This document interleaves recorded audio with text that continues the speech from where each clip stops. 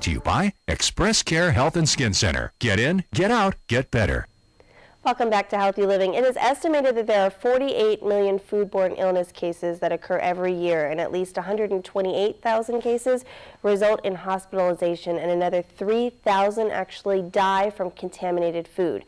Now, if you've ever had a foodborne illness, you know it is no fun. In fact, a new strain of norovirus has been reported in Australia and Japan, raising concerns that it could just make its way to Guam. Express Care's Dr. Jitka Lom joins us now to provide some insight on the issue and give us some tips on how to avoid this. Now, this is no fun at all. No.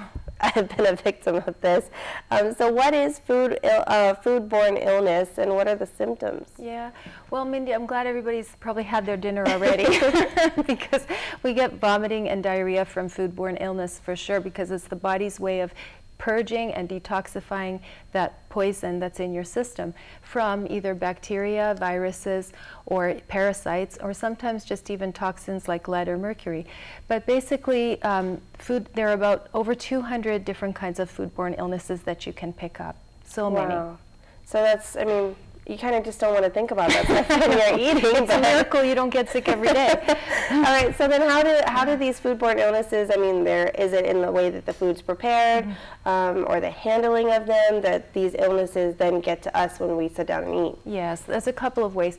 First of all, the food is contaminated with bacteria or viruses or parasites, and then it sits, and some of those can multiply and proliferate, and then you're eating a large dose of toxic poison, and you can basically get sick from it. So it's from food being improperly handled, meaning not stored properly, allowed to sit out, from people touching food with dirty hands, from people sharing food, you know, with dirty sharing food, and I guess just from the food itself being contaminated, like for example if people are using fishing in raw sewage areas, stuff like that, where the food itself is contaminated. So then how soon after you consume something can you start getting these symptoms? Sometimes it's immediate? Within an hour for some of them, other ones up to 24, even 48 hours.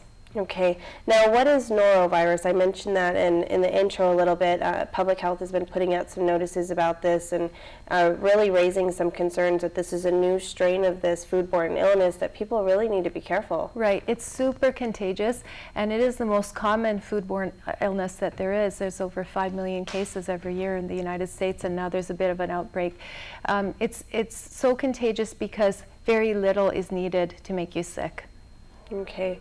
And so what makes norovirus different than, let's say, salmonella or the other different foodborne illnesses that are out there? Okay. Well, a bacteria like salmonella will sit in the food and it will multiply, and then you have a certain load that will then make you sick. What destroys that salmonella for many people is their stomach acid. The first thing you do, you eat your food, it gets into the stomach, the acid burns it and kills it, and then there's no more germ. But the viral situation is different, because the virus you just need a tiny bit of virus on the food. It doesn't spread in the food. It waits till it gets into your system, and it's not necessarily killed by that stomach acid. So you have a tiny little bit of contamination creating a lot of illness. Oh wow, that's horrible. Now, what are the differences between a foodborne illness and, let's say, somebody who thinks that they might have the stomach flu? I mean, it might be hard to differentiate the two. Very, very hard. And that term stomach flu is used all the time. Really, the proper term is gastroenteritis. Gastroenteritis means inflammation of the stomach and the intestines, and that can be from viruses or from food, and very difficult to tell sometimes because the food can be contaminated, or you might have just touched something on the surface or shaken hands with somebody who has that virus on their hands. So when we say stomach flu, we usually mean viral gastroenteritis, and foodborne illnesses can be bacterial, viral, or parasitic. Okay. Now, how can people avoid, and one thing people on Guam love to do is we love to eat, and I'm one of those people. So a lot of times you go out to eat if you don't feel like cooking at home. So how can people avoid foodborne illness when you go out to eat?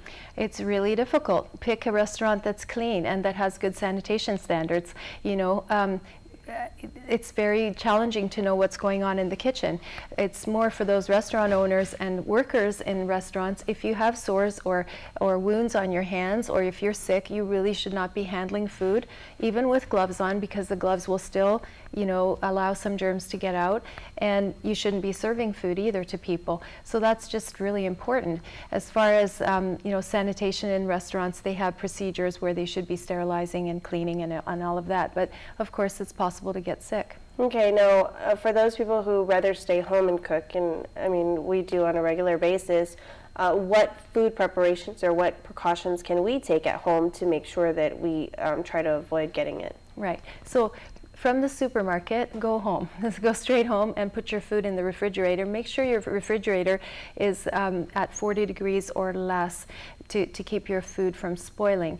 And if things spill within the refrigerator, you should clean it with some bleach solution. You can put a cup of bleach in a gallon of water and just clean it inside the refrigerator. And check your expiration dates on food. Make sure that you throw it out if it's you know, expired. And the other thing is there's a 1 hour rule on Guam. If your food has sat out for 1 hour in a temperature of over, you know, 88, 90 degrees like we often have, you should throw it away.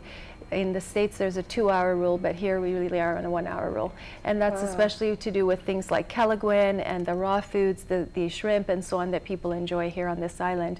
And if you think of barbecues and fiestas, the food's often out there for a lot longer than that. That's so true. Keeping it on ice and making sure that, you know, you're checking how long your food has sat out. All right, so no more than, that's the 1 hour rule. Doc says the 1 hour. All right, we have to take a quick break, but we will pick up our discussion on foodborne illnesses when we return. Stay with us.